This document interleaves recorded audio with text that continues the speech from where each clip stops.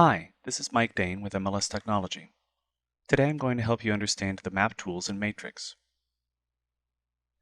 The maps in Matrix are powerful tools. Not only do they provide an excellent means for searching for properties, but also provides great insight into areas based on the information that can be displayed on them as well. We'll start with the basics. You can zoom in and out of the map by using the scroll wheel on your mouse, or alternatively, you can use the plus and minus buttons at the top right of the map. Moving the map is also easy. You can just click and drag to directly move the map. The drop-down at the left allows you to switch between the road map, satellite imagery, or toggle the terrain onto the road map. The map view is the quickest way to load and thus is the default. But because it's the quickest, I'd also suggest only turning on the satellite view when it's absolutely necessary. The terrain function allows you to see any terrain features, like hills or mountains. The satellite view allows you to see more detail about properties on the map. This makes it easy to see where things are, like vacant lots, parks, open space, even buildings on a property. If you zoom in close enough, there's another helpful feature. This is the Parcel Lines. Not only do they show you the lot lines for the property, but you can also click on any parcel to learn more information. This Walk the Block feature allows you to easily find properties even if you don't know an address or just want to explore about a particular area without performing a search to find each and every property. Once you click on a parcel, a pop-up appears with information about that property. If a property has been listed through the MLS, the pop-up will include the primary listing photo as well as the bedroom, bathroom, and sales information. You'll also see a couple other links on there. One link that you'll see on all of the parcels is the Lot Dimensions option. This displays the estimated lot dimensions for the property. The parcel data should also be connected to the tax records, which you can access with the Tax button. Finally, on the properties that have had listings, current or in the past, there should be a Listing button to allow you to jump directly to that last listing for the property. Let's take a look at the map tools at the top of the map. This is where some of the tools will change depending on which map you're accessing in Matrix. First, let's talk about the button that you'll see everywhere, the Layers button. The same icon will be present whether you're looking at a map for a particular listing, as well as when you're doing a map search.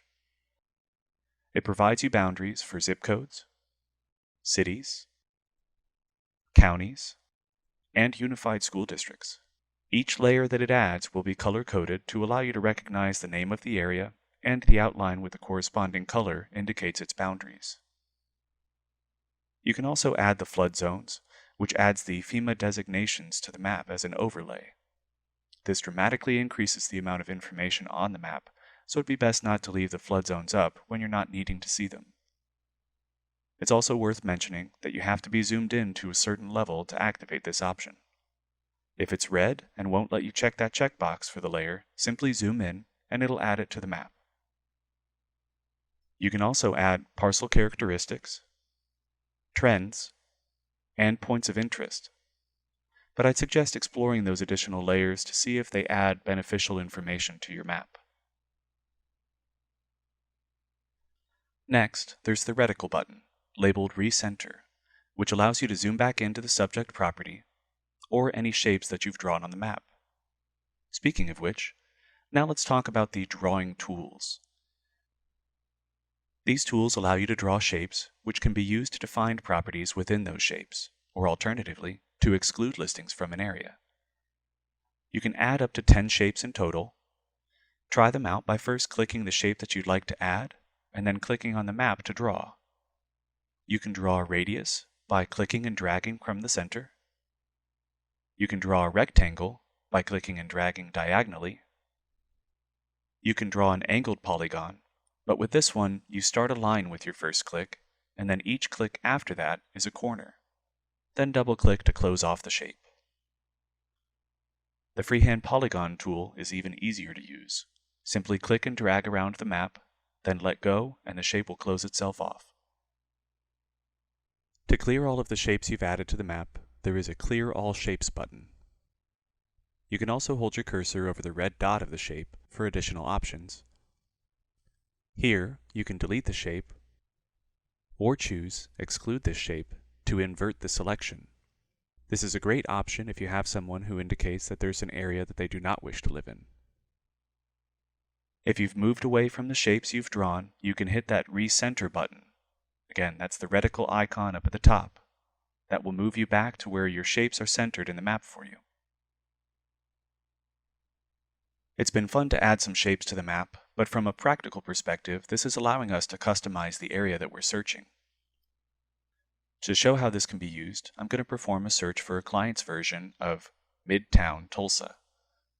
I'm going to start a quick residential search, and before I put any criteria in, I'm going to click on the Map Search button. Now that I'm on the map, I'm going to use the Polygon Tool to mark the area that my client wants to search. Notice this doesn't follow any of the traditional boundaries. I could search by zip codes, but that might include properties from outside their area. Same with city specifications or even subdivisions.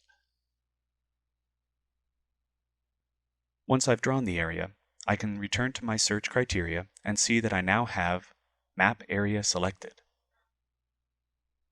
I can continue adding criteria like price, beds, baths, or even further limiting my search by adding maybe area criteria like school districts.